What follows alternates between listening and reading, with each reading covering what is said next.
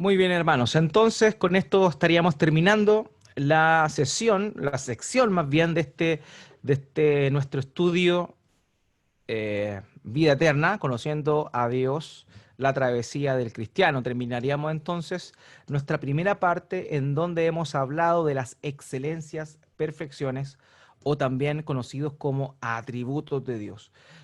Para efectos prácticos los hemos separado, ¿cierto? Una semana, por lo menos en el último tiempo, hemos estado viendo cada uno de los atributos, pero debemos entender siempre que Dios es todos sus atributos al mismo tiempo. Dios cuando obra con fidelidad, también al mismo tiempo obra con justicia, al mismo tiempo obra con amor, al mismo tiempo obra con su inmutabilidad y así sucesivamente. Es decir, para efectos pedagógicos es que nosotros separamos estos atributos de Dios, pero Dios es cada uno de sus atributos de manera perfecta y simultánea a la vez. Lo que conocimos, ¿cierto?, en su atributo de la simplicidad, cuando dijimos que Dios, la simplicidad de Dios, Dios es todo, Dios no puede ser dividido, Él no está constituido por partes, Él es uno en esencia, en sustancia, Él es todo a la vez. Entonces, por esa razón es que hemos llevado este estudio y lo hemos revisado de esa forma. Lo hemos visto, ¿cierto? Cada semana o cada sesión un atributo de Dios distinto, pero eso no significa que podamos separar a Dios. Simplemente lo hemos hecho para que podamos entender un poquito mejor cada una de estas virtudes maravillosas que corresponden a la esencia de nuestro Dios. Así que hoy estaremos viendo entonces, como ya lo mencioné, el amor de Dios. Dios es amor. Este es un maravilloso, pero muy mal entendido atributo. De este atributo surgen grandes errores doctrinales, como por ejemplo el aniquilacionismo, que fue lo que mencioné, ¿cierto? El domingo, cuando terminamos con la última clase del discipulado doctrinal, cuando hablamos que ahí bien algunos hermanos que consideraban que Dios no enviaría a nadie al infierno por la sencilla razón de que Dios es amor. Entonces, el infierno no sería eterno, no sería eterno, simplemente irían a este lugar y en este lugar serían destruidos. Entonces, algunas personas, en función al atributo del amor de Dios, dicen que las almas de los impíos serán aniquiladas en el lago de fuego y azufre. Entonces, ellos, por exacerbar este atributo del amor de Dios, quitan la veracidad de la eternidad del castigo en el lago de fuego y azufre. Entonces, ahí tenemos una desviación doctrinal con respecto a malentender el amor de Dios. Por otro lado, también con respecto a la doctrina del estado eterno, hay otras personas que dicen, bueno, si Dios es amor, y la Biblia dice que Dios es amor, realmente Él no sería capaz de enviar a ninguna de sus criaturas a un lago de fuego para castigarlas. De manera que no existe un castigo eterno, o sea, no hay tal cosa como el lago de fuego y azufre. Y es ahí donde varias personas han quitado el lago de fuego y azufre de su creencia y también así lo han enseñado. Y esa también es una desviación doctrinal de la realidad del amor de Dios. O sea, de ahí se basan para sacar ese tipo de conclusiones que obviamente son apresuradas y sin ningún sustento bíblico. De hecho, por exacerbar el amor de Dios, pierden muchas de las verdades que también aparecen descritas en las Escrituras. Por eso vamos a ver que debemos entender el amor de Dios de una manera bien cuidadosa, eh, y eso es lo que trataremos de hacer durante esta sesión. ¿De qué hablaremos? ¿Cuál será la ruta que estaremos revisando durante esta noche? En primer lugar, vamos a ver, como ya ha sido la costumbre, una definición de lo que es el amor de Dios. En segundo lugar, vamos a estar viendo las implicancias del amor de Dios. Vamos a detenernos en las Escrituras, revisar ciertos pasajes que nos van a dar la base sobre la cual estamos aseverando estas cosas. Y también vamos a revisar lo que hermanos cristianos a lo largo de la historia de la iglesia han dicho con respecto al amor de Dios. Finalmente, terminaremos haciendo 3 aplicaciones para nuestras vidas en función a este atributo del amor de Dios. ¿Cómo es que nosotros como creyentes debemos reaccionar a la hora de conocer el amor de Dios. Así que eso será lo que estaremos viendo, esa será la ruta que seguiremos en el transcurso de esta noche. Primeramente, la definición del amor de Dios. Para muchos, queridos hermanos, el amor de Dios se considera un atributo central, en el sentido de que todos los demás atributos divinos no son sino expresiones de su amor. Algunas otras personas consideran que la santidad o la soberanía de Dios son sus atributos centrales. O sea, aquí hay una diferencia, digamos, entre algunos hermanos. Algunos dicen, bueno, no, el más importante de los atributos es el amor de Dios, porque la Biblia dice que Dios es amor. Otros dicen, bueno, en realidad Dios dice de sí mismo, se manifiesta a través de las Escrituras, considerando su atributo de santidad. Él dice, santo, santo, santo. Yo soy santo, y lo señala en muchas oportunidades en el Antiguo y Nuevo Testamento.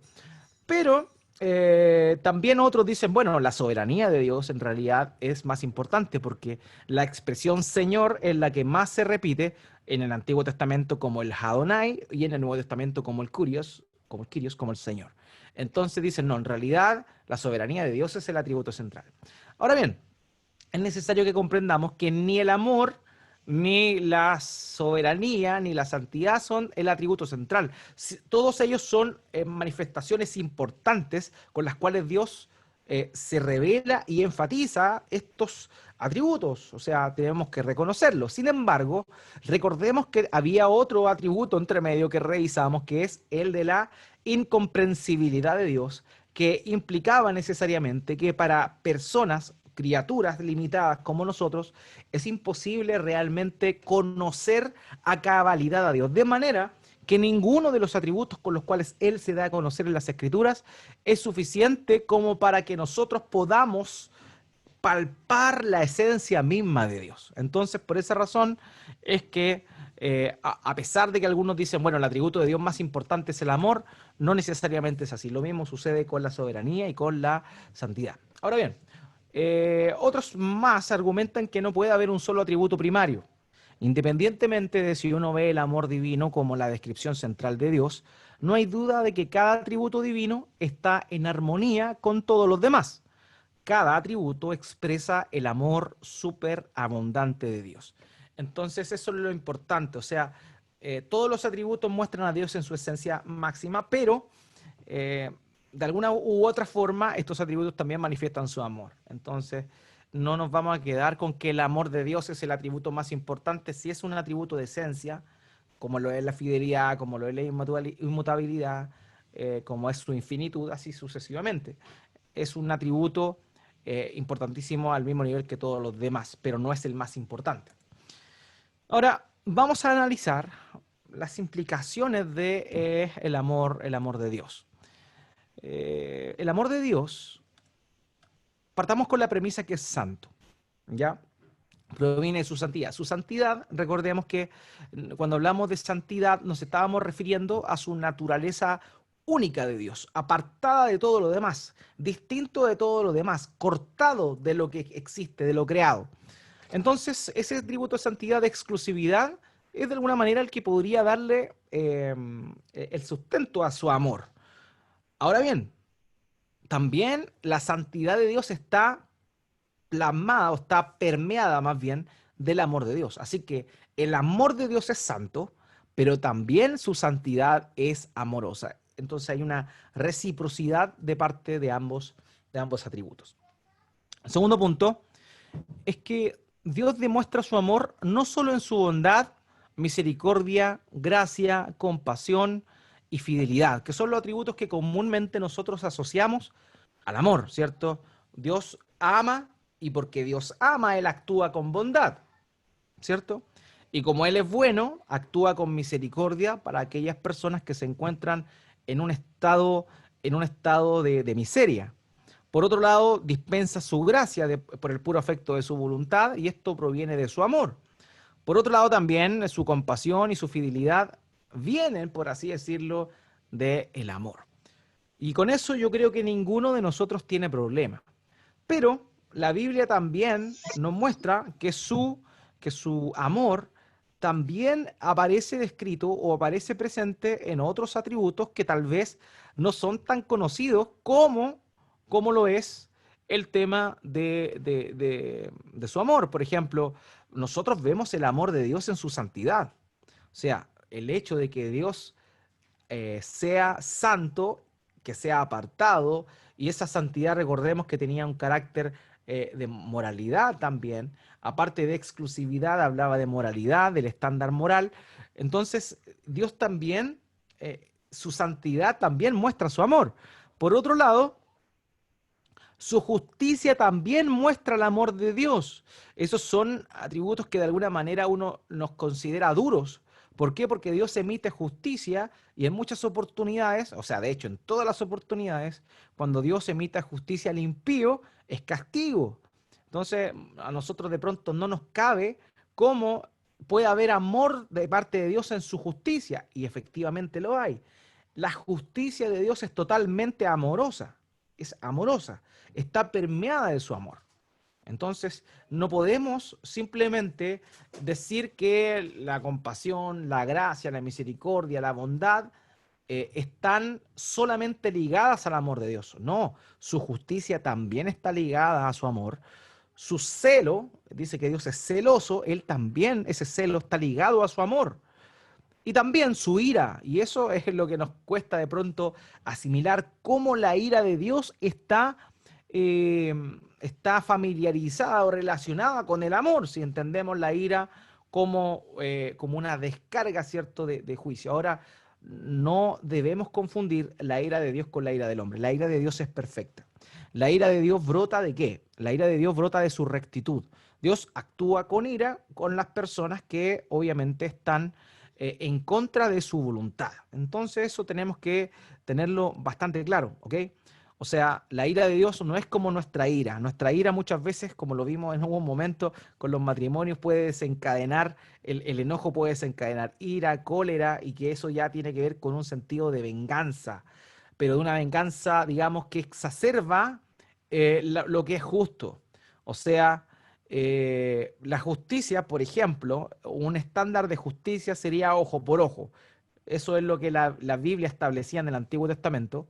No para que a mí si me quitaban un ojo, yo le sacara el ojo al otro, sino que si yo perdía mi ojo por causa de otra persona, yo fuera ante los jueces, los magistrados de la tierra, del país, y los magistrados le quitaran el ojo a otro. Entonces nunca había venganza. Muchas veces malentendemos el concepto de lo que es la ley del talión, como se conoce, que es la del ojo por ojo, diente por diente, como venganza. No, en ningún momento Dios permite la venganza. La venganza es mía, dice el Señor.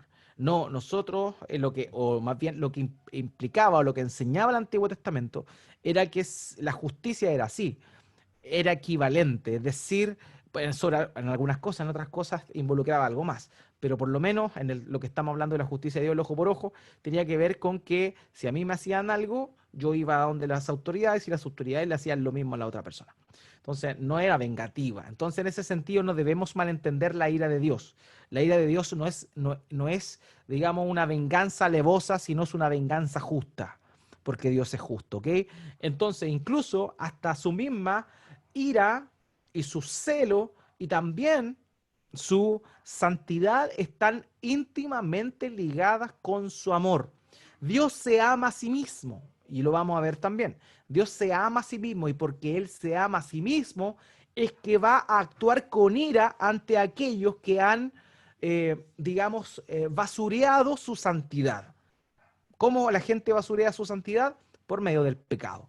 El pecado es una falta tan grave que para que Dios la perdonara envió a su propio Hijo, la segunda persona de la Trinidad, a cargar y a asumir la culpa del pecado de cada uno de nosotros, aquellos que estamos en la gracia de Dios. Entonces, por esa razón, no debemos nosotros confundirnos. Dios es santo, Dios es justo, su ira, su justicia y también su celo también tienen que ver con su, digamos, su amor. Como Dios se ama a sí mismo, Él va a pagar al pecador conforme a sus obras. Porque Dios ama a sus hijos, Él va a castigar también a los pecadores que hicieron daño o que despreciaron a sus hijos. Ahí está, por ejemplo, lo que aparece en Mateo 25. En Mateo 25, cuando dice, yo tuve hambre y tú me diste de beber, o otro no, normalmente, y aquí también voy a hacer esta aclaración, es importante que lo entendamos, esta aclaración no es un mandamiento a darle, digamos, a las personas pobres, no está hablando de eso el Señor, note bien. Con esto tampoco quiero contradecir la misericordia. El cristiano está llamado a ser misericordioso y a dar su mano, levantar su mano y darle a aquel que está pasando necesidad. Eso también es parte de ser creyente. Eso es parte de ejercer el amor al prójimo. Pero en Mateo 25, cuando está hablando de los corderos, ¿cierto? Y de los carneros, está hablando de los de la derecha y de los de la izquierda, y a unos los va a mandar al lago de fuego y a los otros van a estar con él. Esa es la idea de ese juicio, ciertamente. Y él dice, por cuánto ustedes me dieron de comer, cuando tuve frío me abrigaron, me fueron a visitar, todas esas cosas, por cuanto hicieron uno a estos pequeños. ¿Y quiénes son los pequeños? Los pequeños son su pueblo, su pueblo. Cuando habla de esos pequeños, él se está refiriendo a quiénes, a sus hijos, a los que son parte de su pueblo. Por esa razón, de eso está hablando Mateo capítulo 25. No de, aunque no quita el hecho de que nosotros tengamos misericordia con los desposeídos, lo que está hablando es cómo actuaron las personas inconversas para con aquellos que eran parte de su pueblo. Entonces Dios también va a castigar con su ira a los impíos, no tan solo por haberle ofendido a él, sino también por haberle hecho daño a sus propios hijos, a su pueblo. Por esa razón, en 2 de Tesalonicenses capítulo 1 dice que Dios, cuando venga el Señor Jesucristo en su segunda venida, dará retribución a quienes los afligen a ustedes. Él está hablando a los tesalonicenses. Entonces, entendiendo eso, es que Dios aplica juicio y justicia a los pecadores porque se ama a sí mismo y también porque ama a su pueblo. Y estas personas impías han hecho daño a su pueblo. Entonces, por esa razón es que vemos ligado el concepto del amor de Dios con estos atributos que no son tan comunes ligarlos. Ahora bien, otra cosa relevante es que tanto en el Antiguo Testamento como en el Nuevo Testamento nosotros podemos ver que está todo permeado del amor de Dios por medio de sus pactos. Los pactos que Dios hace son la evidencia máxima de su amor. Dios hizo un pacto desde antes de la fundación del mundo con los que son parte de con su pueblo, ¿cierto? Y nosotros hemos visto los beneficios de esos pactos que Dios hizo, y esos pactos manifiestan precisamente el amor que Dios ha dado, ¿cierto?, a su pueblo. Ahora, esto es importante. Dios no debería concebirse como alguien que vive bajo un estándar independiente de lo que cuenta como amor. Más bien, Él mismo define el amor para la humanidad. O sea, Dios es el que define lo que realmente es el amor y qué no es amor. Entonces, ahí es donde debemos tener cuidado, porque a veces tenemos unas ideas equivocadas con respecto a lo que es el amor de Dios. Por otro lado, el amor de Dios tiene que ver con una buena voluntad de parte de Él. En Efesios, cierto, capítulo 2 dice que hemos sido salvados por el puro afecto de su voluntad. O sea, la buena voluntad de Dios para con los hombres es una prueba evidente del amor de Dios. ¿Ya? El amor de Dios se manifiesta en su buena voluntad para con el ser humano, particularmente para con las personas que son parte de su pueblo. Otra cosa importante que debemos mencionar es que el amor de Dios es emocional. Muchas veces se habla acerca, algunos teólogos lo entendieron así, como que Dios es impasible. ¿Qué significa que Dios es impasible? Y esto es un término que está errado, pero lo quiero explicar. ¿Qué significa que Dios sea impasible? Que Él no tiene pasiones. Eso implicaría que Dios no tiene sentimientos. Pero esta apreciación es un poco, bueno, en realidad no un poco, es bastante errada, porque las Escrituras Dios nos muestra en su inmanencia, en su atributo de inmanencia, donde Él se relaciona con su creación a través de su providencia, que son puros términos que ustedes ya se supone que a esta altura conocen, y si no conocen, pueden investigarlo después en las enseñanzas que hemos tenido anteriormente. Eh, Cuando nosotros vemos, ¿cierto?, a Dios y vemos que Dios se entristece en oportunidades, vemos que a Dios se arrepintió en su corazón haber creado al hombre, y cuando vemos esa palabra decimos, a ver un momentito, pero la Biblia dice que Dios no es hombre para que se arrepienta. Entonces, ¿se acuerdan cuando explicamos que esa expresión y Dios se arrepintió tenía que ver con qué? Con que Dios se dolió en su corazón. De manera que Dios no es impasible, Él tiene pasiones, Él tiene emociones. Por esa misma razón, el Señor Jesucristo, sabiendo que iba a resucitar a Lázaro, cuando se encuentra afuera de la tumba, llora, llora. O sea, si Jesús, quien es Dios hecho carne, no hubiese tenido sentimientos, emociones, no hubiese hecho eso. Hubiese sido un robot, ¿cierto? Que no hubiese sufrido con nada. Pero eso es todo lo contrario a lo que la Biblia nos muestra. La Biblia nos muestra un Dios que es emocional. Entonces, en ese sentido, ese amor de Dios es emocional, pero no una emoción desmedida, como lo vemos en las novelas turcas, por ejemplo, esas pasiones así medio extrañas, no.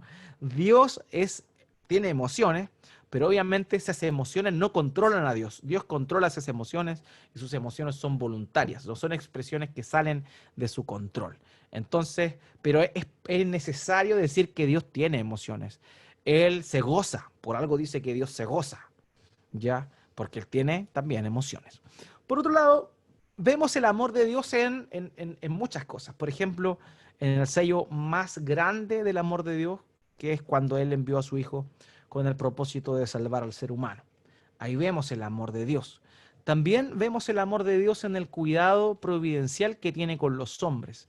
En el sentido de que, por ejemplo, en el sur, hoy por hoy, están pasando cosas malas y buenas, entre comillas. Sabemos la situación que está pasando con el tema del virus. Hay muchas personas que tristemente están en situación de calle, pero Dios en su misericordia trajo lluvias al sur, ¿cierto? Estábamos en una sequía muy grande, pero también eso de alguna forma afecta a quienes se encuentran en situación de calle, producto de, de- de- de los fríos y todas esas cosas que están ocurriendo.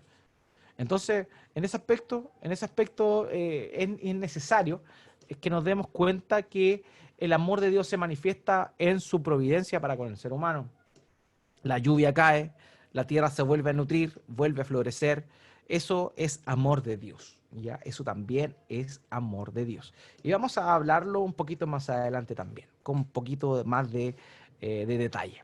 Por otro lado, vemos el amor de Dios en el perdón de los pecados. No tan solo en el amor para con nosotros a la hora de perdonar los pecados, sino amor por su propio nombre. Dice, por amor a mí mismo perdoné, olvidé tus pecados, dice en Isaías. Por tanto, el amor de Dios produce que los pecados le sean perdonados a los pecadores. La razón es el amor que Dios se tiene a sí mismo. Por otro lado, vemos el amor de Dios en su afecto generoso, ¿cierto? En su deseo de, en su deseo de eh, darle al ser humano. También en su abnegación. Abnegación tiene que ver con negación. O sea, Dios se negó a sí mismo con el fin de enviar a su Hijo para traernos salvación. Y por otro lado, vemos que el amor de Dios es amor en acción. Es amor en acción.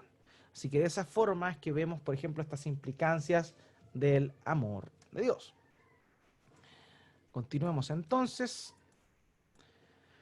Dentro de la doctrina del amor de Dios existen unas pequeñas tensiones. Hay unas pequeñas tensiones que tenemos que reconocer. Esto se le llaman tensiones teológicas y son razones por las cuales muchas personas se resisten a la idea del Dios amoroso.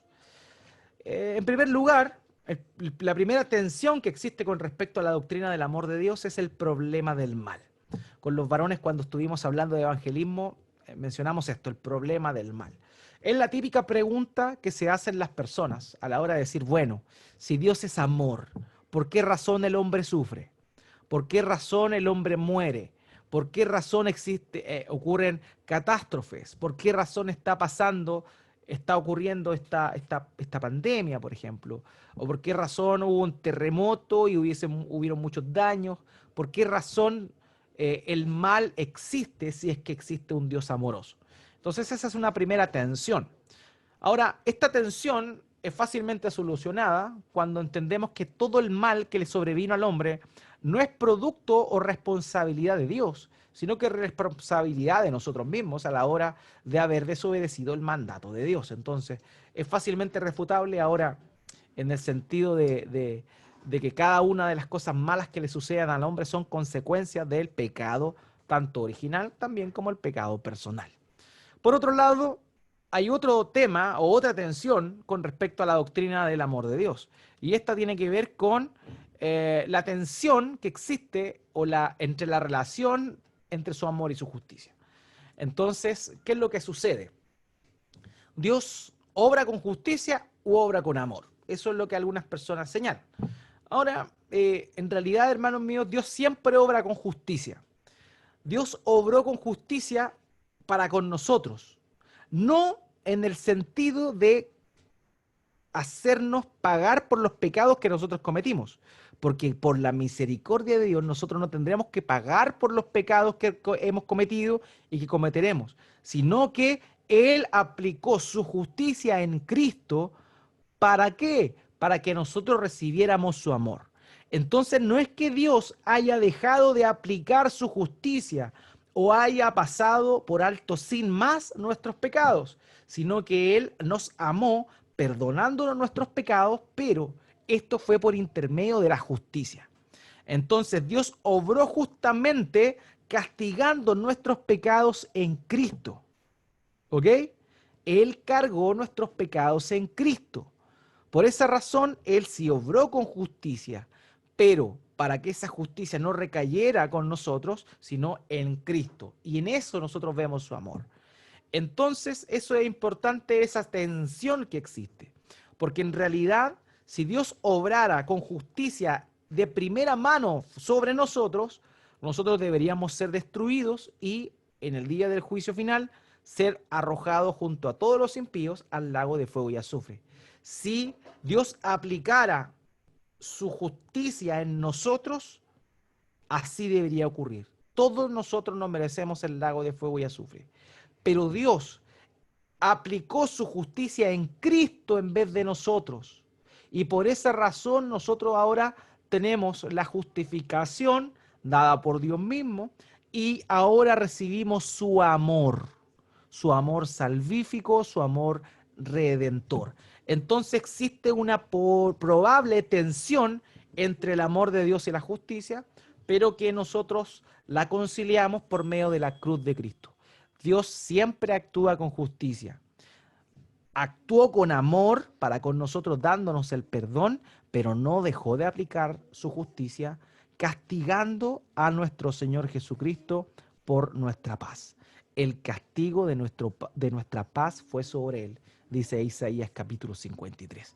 Entonces, pese a que hay una tensión, también hay una solución a aquella tensión. Y por último, la última tensión es más o menos lo que ya les había mencionado, la doctrina de la impasibilidad de Dios. Hermanos, Dios sufre con su creación, Dios sufre con su pueblo, ¿ok? Dios sufre con su pueblo. Entonces, aunque hay algunos teólogos que afirman que Dios no tiene emociones, ya lo dijimos, sí, la Biblia nos muestra, aunque algunos lo toman como antropomorfismos o antropopatismos, independiente de eso, vemos que Dios sí se muestra, se revela con emociones. Por tanto, no hay una tensión aquí, sino que hay una certeza. Dios tiene emociones. Por tanto, el amor de Dios es una muestra, el amor de Dios se canaliza también por medio de emociones.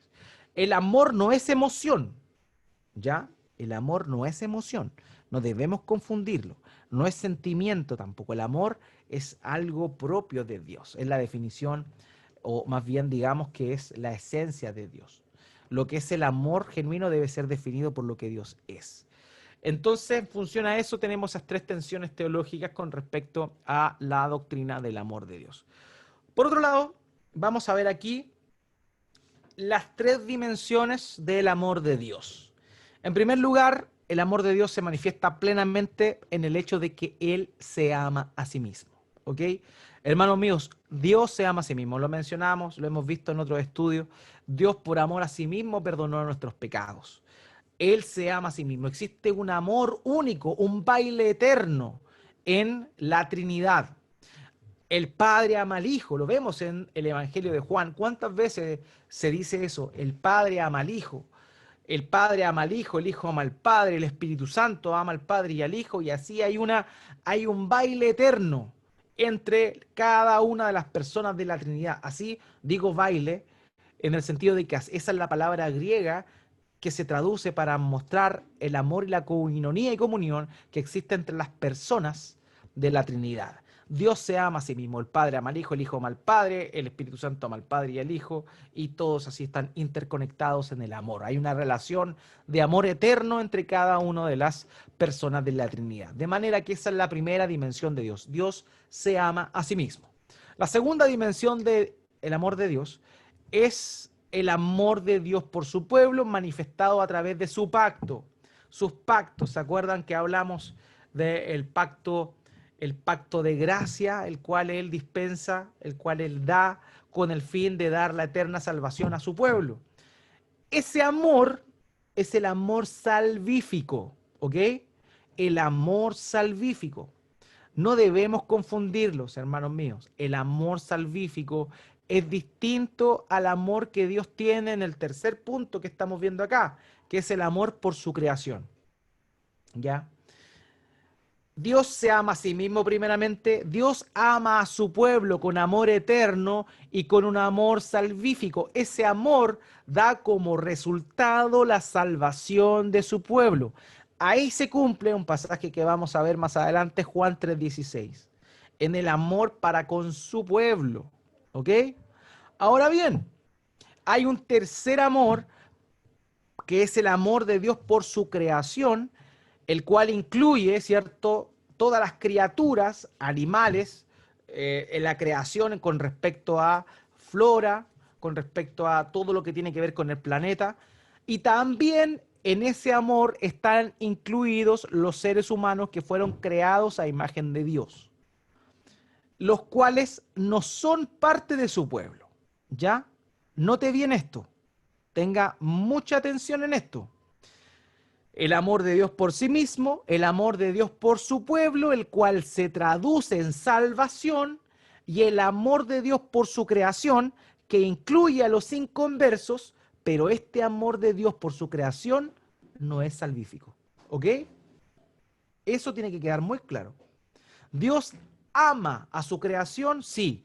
Dios ama al pecador que no se arrepiente, sí, pero con este amor que no es salvífico, y eso hay que diferenciarlo, porque si Dios amara y todo el amor de Él fuera salvífico, finalmente el universalismo tendría razón y todos al final del juicio serían salvados.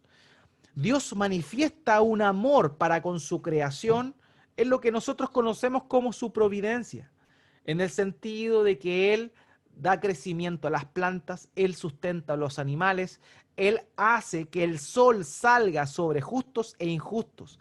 En ese sentido, esa situación, las estaciones del año, el hecho de que los pecadores puedan de alguna forma prosperar económicamente en esta tierra, es producto de sí el amor de Dios. Pero este amor no es el amor salvífico. No es amor salvífico, no tenemos que confundirlo.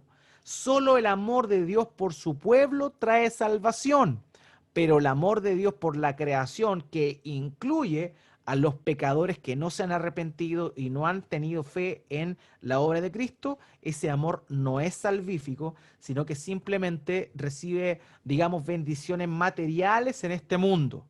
Entonces esas son, digamos, bien grosso modo, las tres dimensiones del amor. Dios se ama a sí mismo, amor entre las tres personas de la Trinidad, el amor por su pueblo, este amor implica obviamente misericordia, gracia, mostrada por medio de los pactos, que se traduce en salvación eterna. Y el amor de Dios por su creación, que tiene que ver con bendiciones, digámoslo, físicas, para con la creación y también para los seres humanos creados a su imagen que no han sido que no han sido regenerados. Por eso el Señor dice, el sol sale sobre buenos y malos, sobre justos e injustos. O sea, ahí vemos en la salida del sol cada mañana, vemos el amor de Dios, pero este amor, lo vuelvo a repetir, no es salvífico. Entonces esas son las tres dimensiones del amor de Dios, ¿ok?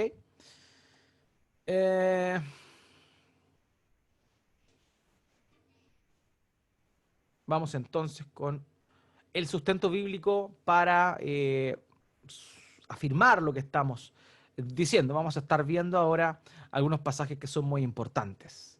Primera de Juan, capítulo 4, versículo 8, dice lo siguiente. El apóstol dice, el que no ama no conoce a Dios, porque Dios es amor.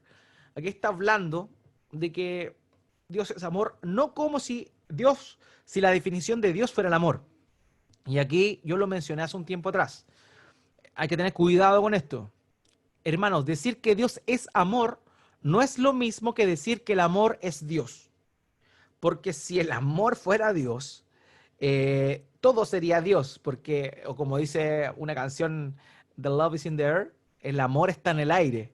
No, Dios no está en el aire, porque el amor no es Dios. Dios es amor, pero no podemos nosotros dar vuelta, cambiar el sentido de esa frase y decir que el amor es Dios, porque eso no es así. Entonces Dios es quien define lo que es el amor y nosotros también estamos llamados como hijos suyos a amar. Porque el que no ama no conoce a Dios, porque Dios es amor. Entonces aquí vemos este primer pasaje que si usted tiene más dudas con respecto a este verso, puede revisar ahí en YouTube una lista de reproducción de una serie de sermones, de hecho la primera serie de sermones que realicé cuando llegué a la congregación fue en Primera de Juan, así que pueden revisar esa playlist donde están los sermones de Primera de Juan para que puedan ver más profundamente esto, no lo voy a explicar más profundamente. Aquí vemos nosotros otra expresión del amor de Dios. Salmos 41:3. El Señor lo sostendrá en su lecho de enfermo. En su enfermedad restaurará su salud. Aquí está hablando, ¿cierto?, del justo y está haciendo algunas asimilaciones que algunos mal podrían entender con respecto a qué, con respecto a que el cristiano no puede estar enfermo, pero en realidad el pasaje no está refiriéndose a eso. Está hablando que el amor de Dios se manifiesta también cuando Él sostiene a los que están enfermos en su lecho. Entonces el amor de Dios lo vemos ahí también. Y ese amor no solamente lo vemos para aquellos que son sus hijos, sino que hay muchas personas, que yo sé que ustedes tal vez han conocido historias, en las cuales hay personas que no son creyentes, no tienen fe en Cristo, han tenido cáncer terminal y se sanan, se recuperan. Entonces incluso ahí podemos ver la gracia de Dios, el amor de Dios manifestado no en salvación de sus almas, pero sí en una restauración de sus cuerpos eventualmente. Entonces el amor de Dios lo podemos ver también en aquello. Romanos capítulo 5, versículo 8. Aquí ya está hablándole al pueblo de Dios. Pero Dios demuestra su amor para con nosotros en que siendo aún pecadores, Cristo murió por nosotros. Esto es tremendo. Porque no es que Dios nos amara porque vio algo en nosotros que produjera que su atención fuese captada. No, de ninguna manera. El amor de Dios se mostró en que Él nos amó a nosotros cuando aún éramos pecadores. O sea, cuando Cristo murió por nosotros, aún nosotros éramos pecadores. Siendo pecadores, Él envió a su Hijo Jesús a morir en nuestro lugar. Y eso es una muestra tremenda del amor de Dios. En que siendo aún pecadores, Cristo murió por nosotros. Primera de Juan capítulo 4, versículo 18 dice algo importante también con respecto al amor. Dice, en el amor no hay temor, sino que el perfecto amor echa fuera el temor, porque el temor involucra castigo y el que teme no es hecho perfecto en el amor. Aquí hay algo importante porque el hecho de que Dios sea amor implica que nosotros no debemos temer a Dios. Si hemos recibido el amor salvífico de Dios, no tenemos por qué temer la retribución del castigo del infierno o el lago de fuego y azufre eventualmente, no, de ninguna forma. El amor que nosotros hemos recibido del Padre, aquel que Él nos dio cuando aún éramos pecadores y Cristo murió por nosotros, ese amor va a echar afuera el temor al castigo, por la sencilla razón de que ese amor nos promete vida eterna. Isaías capítulo 63, versos 7 al 9. Las misericordias del Señor recordaré, las alabanzas del Señor, conforme a todo lo que nos ha otorgado el Señor, por su gran bondad hacia la casa de Israel, que les ha otorgado conforme a su compasión y conforme a la multitud de sus misericordias. Porque él dijo, ciertamente ellos son mi pueblo, hijos que no engañarán. Él fue su salvador, en todas sus angustias él estuvo afligido y el ángel de su presencia los salvó.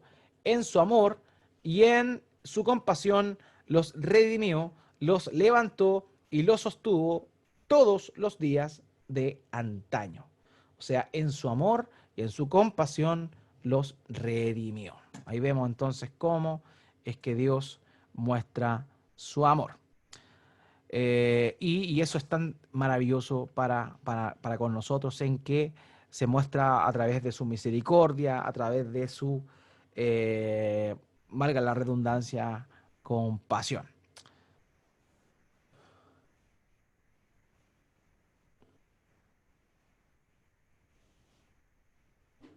Javier señala lo siguiente, la Biblia dice que el principio de la sabiduría es el temor de Jehová, o sea que debemos temer, como lo entiendo yo.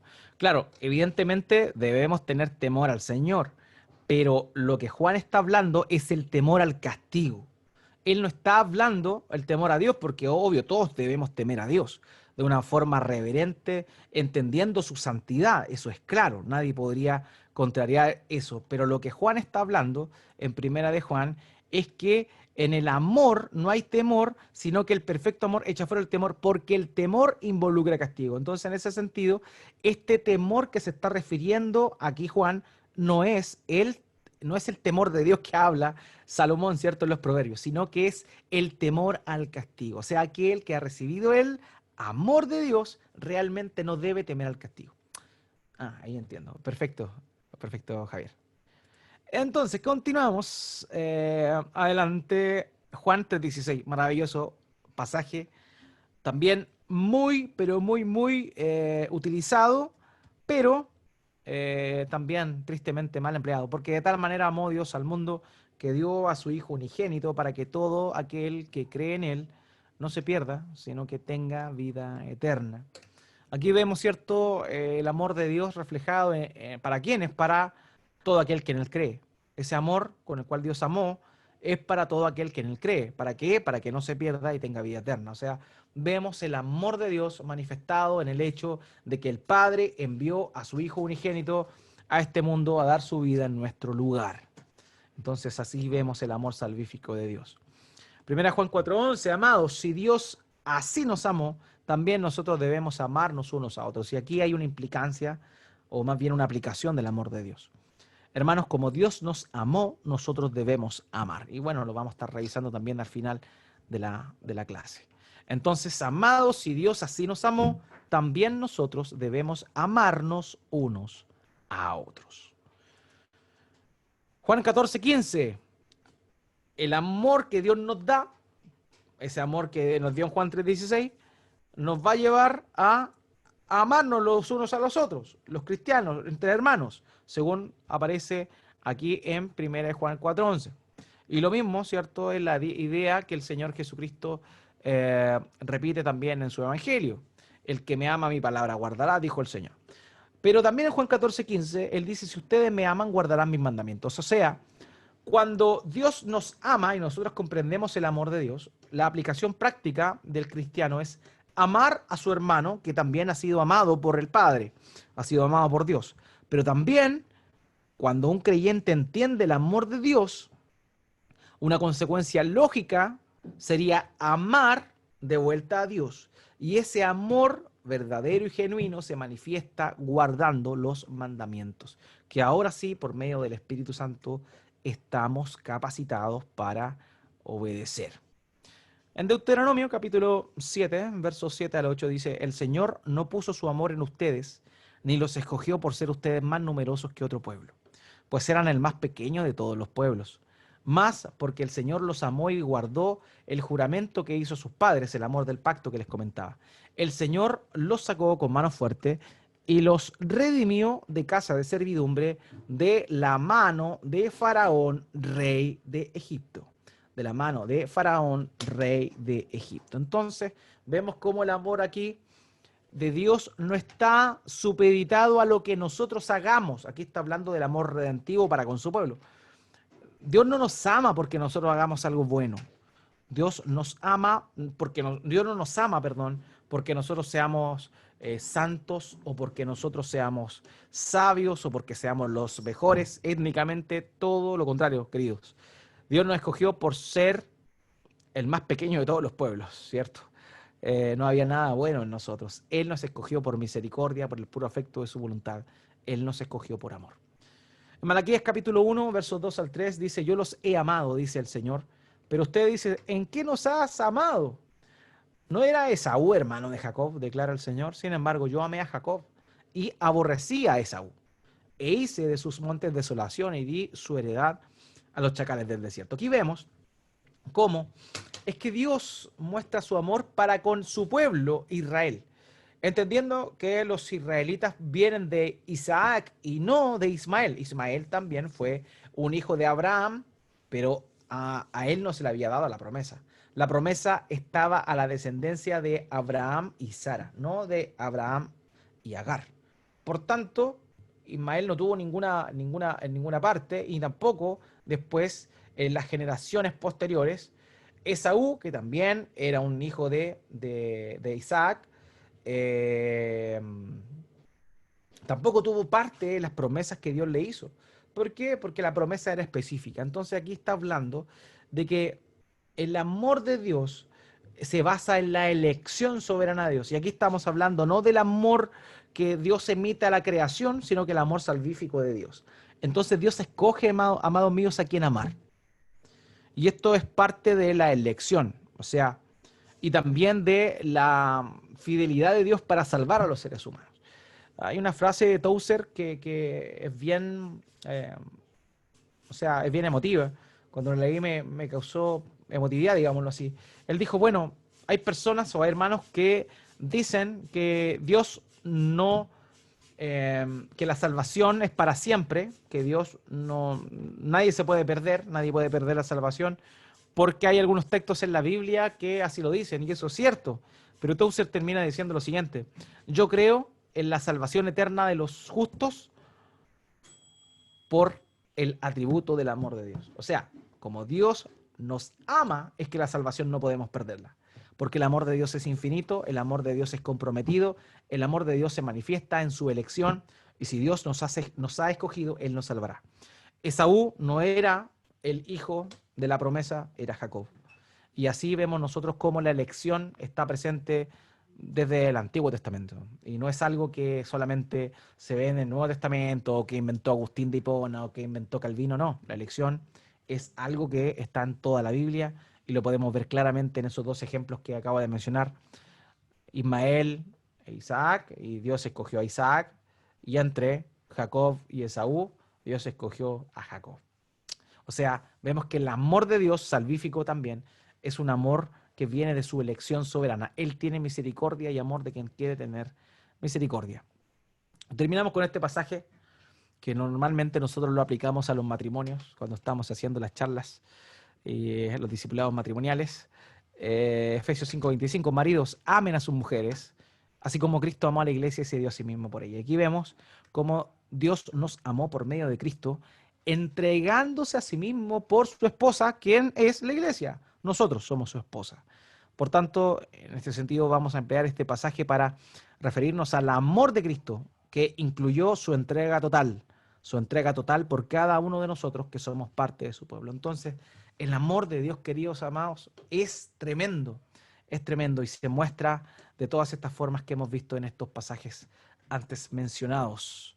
Ahora vamos a pasar a revisar lo que algunos cristianos, hermanos de todos los tiempos han dicho en función al amor de Dios. Tozer dice, cuando las escrituras dicen Dios es amor, no están definiendo a Dios, y eso es importante. No nos dicen lo que es Dios en su ser metafísico. En primer lugar, la Biblia nunca nos dice lo que Dios es en su ser profundo, esencial.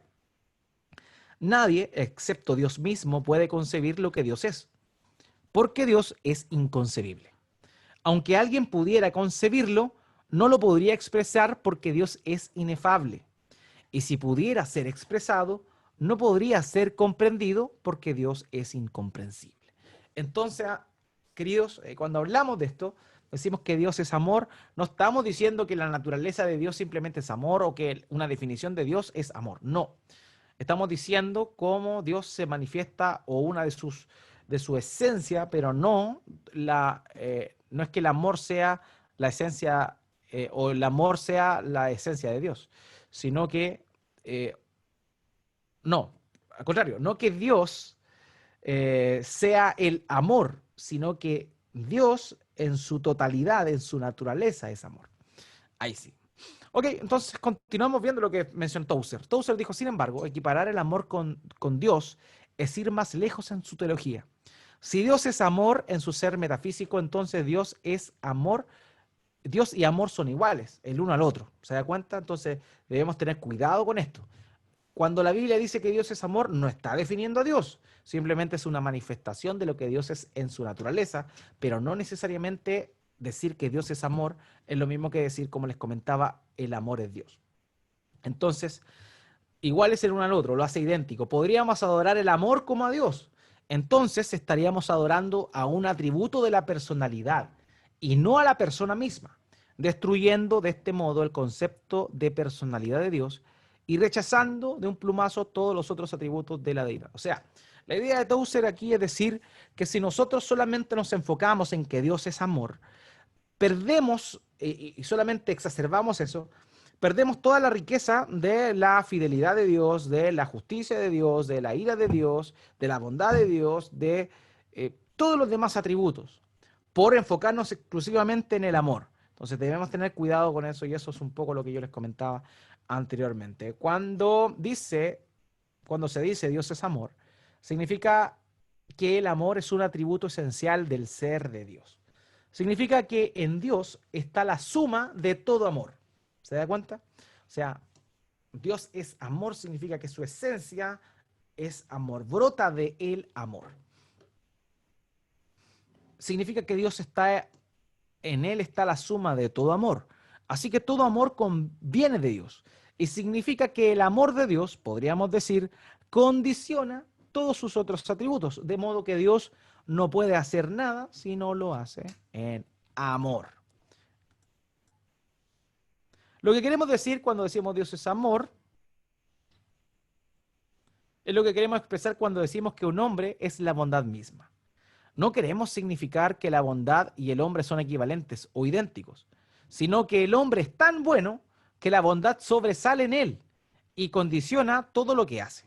Asimismo, cuando decimos que Dios es amor, queremos decir que el amor de Dios es tal que permea su ser esencial y condiciona todo lo que él hace. Nada de lo que Dios hace o hizo o hará es hecho separadamente de su amor. Eso es lo que termina explicando Tozer en estas frases. También David Bart señaló lo siguiente: el gran amor de Dios, por supuesto, contrasta radicalmente con nuestra manera de ser y actuar. Aquí hace una diferencia entre lo que es nuestro amor, el amor del ser humano, en función al amor de Dios. Recordemos que el amor, dentro de una de las clasificaciones más comunes de los atributos de Dios, es conocido como un atributo comunicable, es decir, que Dios, por medio de haber estampado en el ser humano su imagen, el hombre puede emular parcialmente este atributo, el atributo del amor. Pero de ninguna forma nosotros podríamos decir que nuestro amor limitado es como el amor inagotable de Dios. Entonces nosotros no solamente somos objetivamente aborrecibles, es decir, Dios tendría toda la razón del mundo si optara por odiarnos, sino que nos dedicamos a odiarnos los unos a los otros y luego, como colmo, tenemos la desfachatez de quejarnos de Dios y criticar sus gestiones. Si Dios fuera realmente un Dios de amor, no habría permitido esto y aquello. ¿Quiénes somos nosotros, criaturas aborrecibles, que nos movemos por el odio, la malicia y la envidia para cuestionar las actuaciones de un Dios que se revela como Dios de amor y para alzarnos como jueces suyos? Aquí está lo que yo les decía con respecto a una de las tensiones teológicas que existe con respecto a el amor de Dios, que es el sufrimiento y la maldad. La maldad existe. Oye, si Dios es tan bueno, ¿por qué pasa esto? Bueno, ¿quiénes somos nosotros para cuestionar que Dios permita eso? Nosotros estamos llenos de odio y somos todo lo contrario a lo que es el amor de Dios. Eso es lo que básicamente David Bort trata de asimilar aquí. Martin Manson dijo lo siguiente: el amor de Dios es la razón y el modelo de nuestro amor los unos por los otros.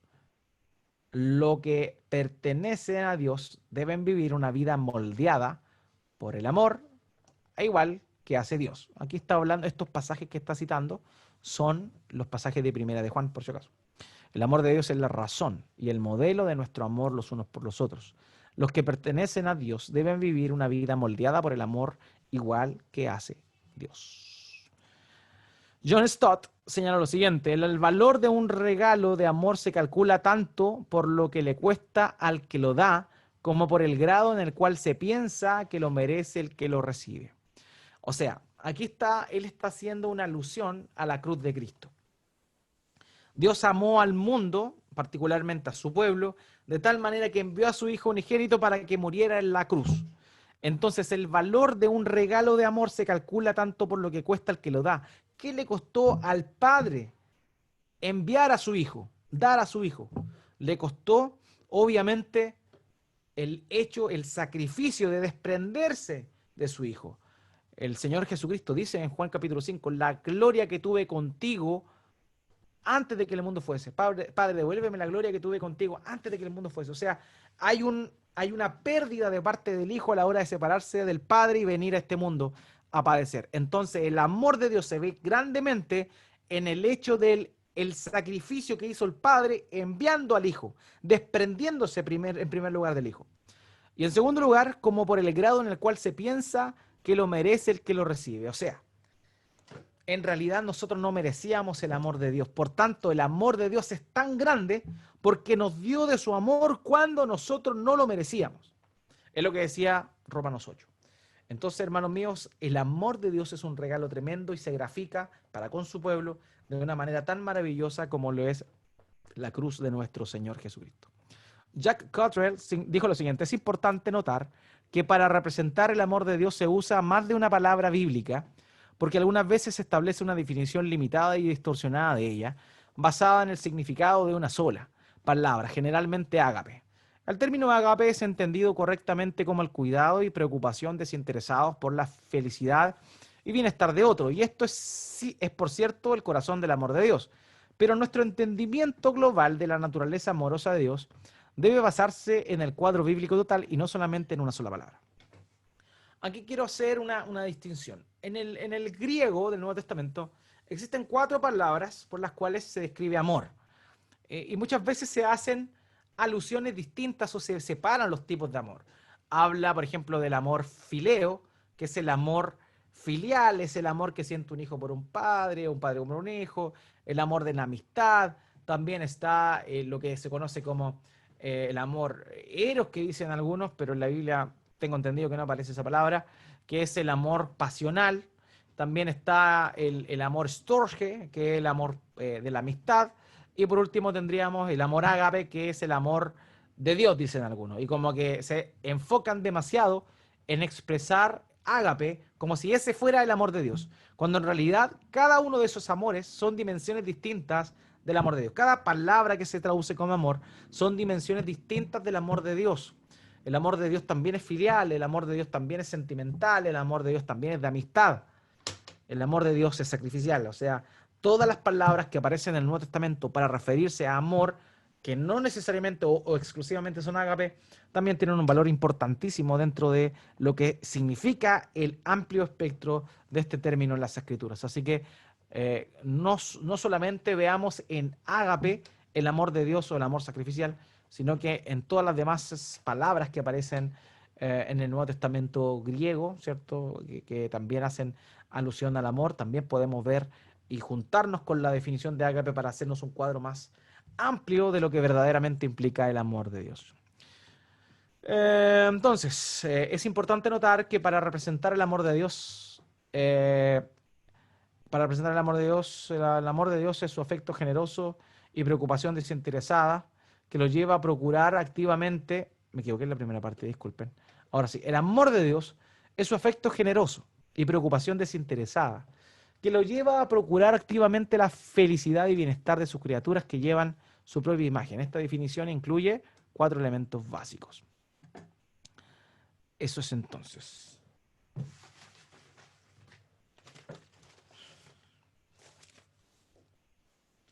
Eso es entonces, ¿ok? Entonces, Charles Spurgeon dijo lo siguiente: sus razones, él tenía razones, pues leemos acerca del consejo de su voluntad, son conocidas solo por él mismo, pero no se han de encontrar en alguna bondad inherente a nosotros o que fuera previsto que existiera en nosotros. Fuimos elegidos simplemente porque Él tendrá misericordia del que tenga misericordia. Él nos amó porque quiso amarnos. Aquí Spurgeon está diciendo algo interesante. Él está diciendo en realidad nunca hubo un motivo importante por el cual el ser humano fuese amado por Dios. En realidad, Él nos amó, particularmente a aquellos que somos parte de su pueblo, por la sencilla razón de que Él quiso amarnos. Y no hay otra eh, razón evidente. Él las tiene, obviamente, pero no podemos nosotros conocerlas. Solamente Él conoce sus propósitos eternos. Spurgeon continúa diciendo: el oceánico amor de Dios, tan vasto que ni siquiera el ala de la imaginación podría recorrerlo, envía sus tesoros de la lluvia de la gracia que caen en nuestros corazones, y son como las dehesas del yermo. Hacen que nuestros corazones se desborden y que la vida impartida fluya de regreso hacia Dios en arroyos de gratitud.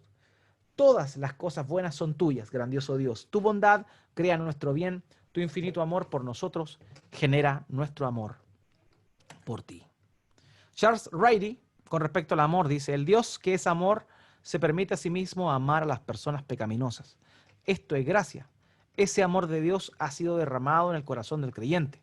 En las pruebas, Dios muestra su amor hacia sus hijos.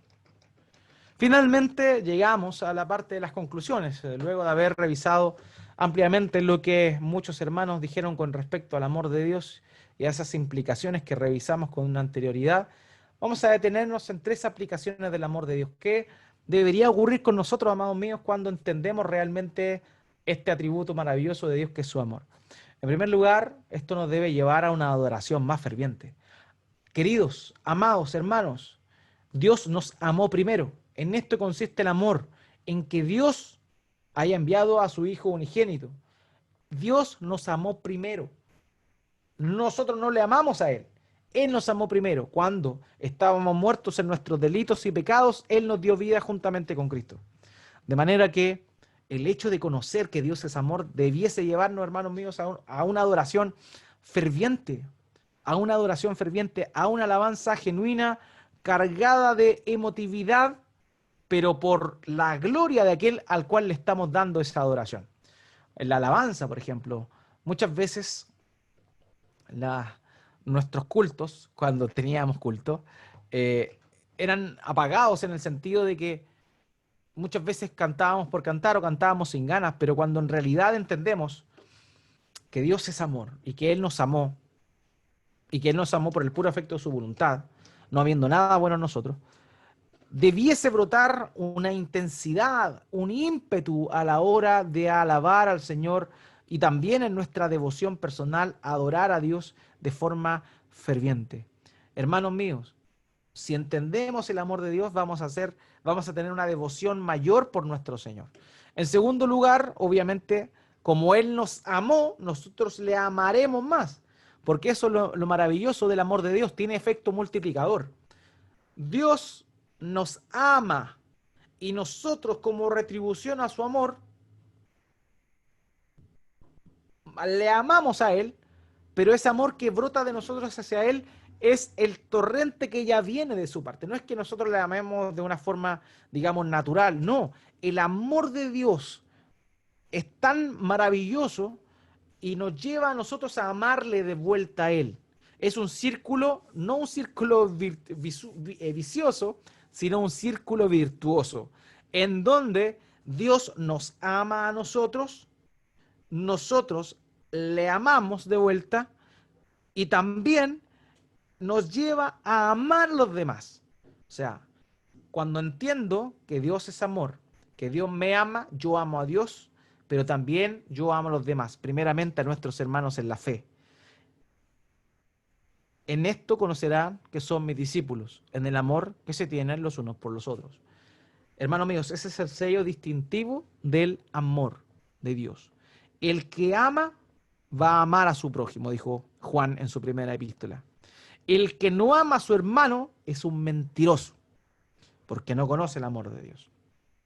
Entonces, cuando entendemos el amor de Dios y hemos recibido el amor de Dios, amamos primeramente a Dios, pero también comenzamos a amar a nuestros hermanos y también a nuestro prójimo. Y ese amor al prójimo es el amor que tenemos por las personas que no son parte del pueblo de Dios hoy por hoy y que también reciben de nuestra misericordia, como las personas desposeídas, como los incrédulos a quienes le predicamos, las personas que son rebeldes ante Dios y aún así nosotros mostramos buena voluntad orando e intercediendo por ellos delante del trono de la gracia.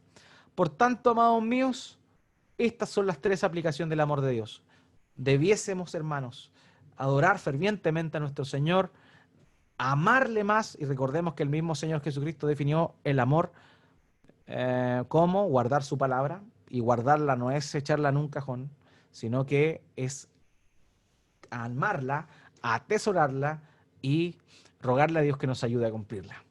Y en tercer lugar, amar a los demás, primeramente a los hijos de Dios, y también amamos a las personas que no son tal vez cristianos, pero sí están a nuestro lado, nuestros vecinos, nuestros amigos que no son creyentes. El amor de Dios nos va a llevar a eso. Incluso el mismo Señor Jesucristo dijo que nosotros debíamos orar por nuestros enemigos, orar por quienes nos persiguen. Y eso es muestra del amor al prójimo que el Señor mismo nos muestra que debemos nosotros tener. Entonces el amor genera, el conocer el amor de Dios, genera un círculo virtuoso en el cual Dios nos ama, nosotros le amamos a Él y por lo tanto amamos a quienes amamos a nuestros hermanos en la fe y también derramamos amor para quienes son nuestro prójimo, aquellos que tal vez no son creyentes, pero que también son creación de Dios, están hechos a la imagen de Dios y por esa misma razón es que vamos a ejercer amor para con ellos.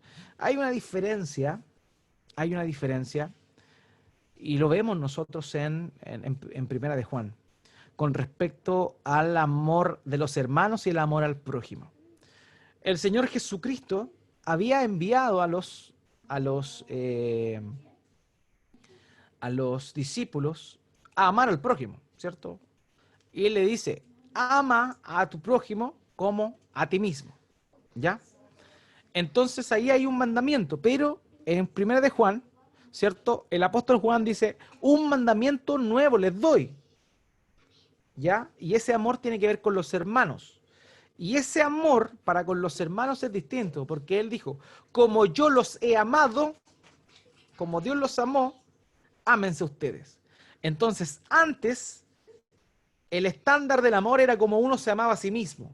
Pero cuando hablamos del amor al hermano, estamos ahora mandados por Dios a amarnos, no como nosotros nos amamos a nosotros mismos, sino como Dios nos ama a nosotros.